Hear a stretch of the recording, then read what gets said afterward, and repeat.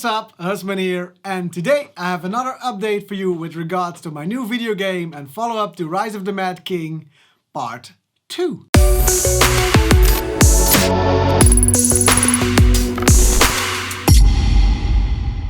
So these past weeks I've been working on creating the questing system for my game because we're making an RPG. In an RPG game we also have to do some errands, we have to do some questing, we have to partake in certain event to get loot, to progress in the story.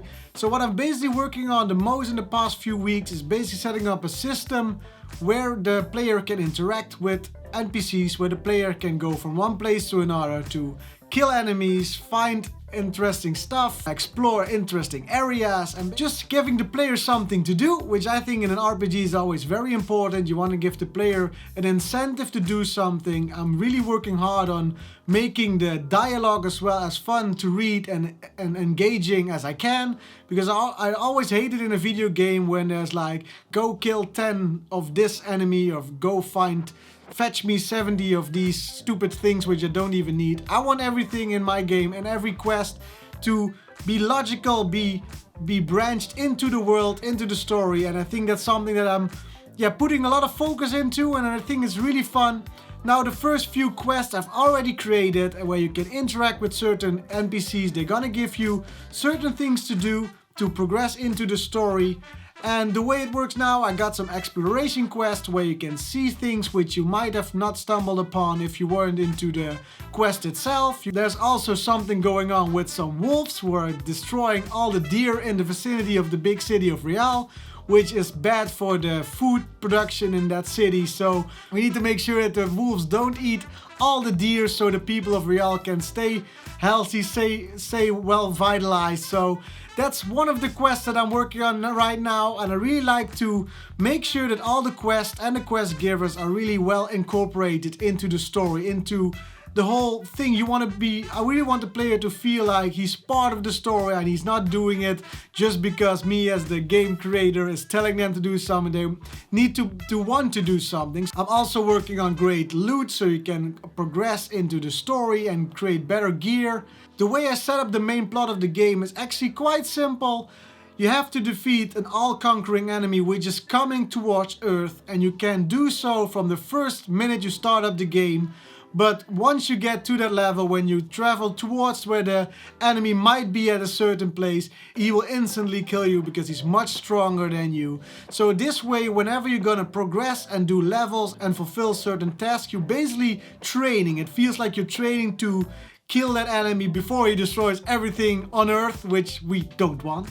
So that's the main quest that you're gonna have to partake, and we'll be making some really cool visuals as well to really set the tone of the story in sort of a prologue. So the player from the get-go gets being put into this story and then also gonna progress throughout the story, of which of course you will be the main player, you will be the main protagonist who is experiencing this story. So I'm really looking forward to share the new quest with you all, but I wanted to put a bit more time into it.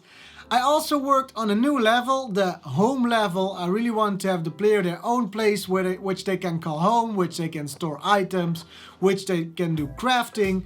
My girlfriend actually is a big fan of Animal Crossing, and I've actually taken a little bit of ideas from there how you can make sure that everything works together and everything builds into one big story. Mine is a bit more serious, but those systems in place there are really working really well, which I really like. Now, one of the main problems that I've run into when working in Unity is actually making sure that the player progress stays the same whenever you're traveling to a different level, to a different scene, because on default everything will reset, the health, the hunger, the thirst, which might be great in some cases so you get all the health, but I really want to feel like you're progressing. If you go into a certain level with not a lot of health, you will have a much tougher time. You need to find food, you need to find drink, you need to find, for instance, like a potion or something, better gear to really be able to hold your own.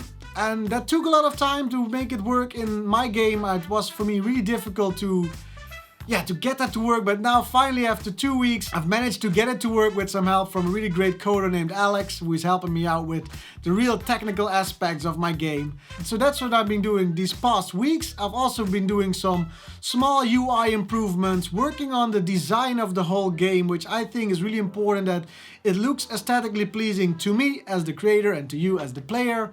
Now, what's now next for me to do is build upon the quest. In building upon the combat system. Right now there's only one animation and only melee combat, but I really love to have ranged combat as well, because the game is being played in the future, so it really needs to have some science fiction combat, and I think ranged combat is a really big part of that. So the way I'm gonna set it up is that each weapon has their own skills, so you won't get skills as a player, but you get skills coming with the weapon, coming with the gear that you put on. So the better your gear, the better you are as a player. I really hope you enjoyed this update, and I will be back with a new video next week.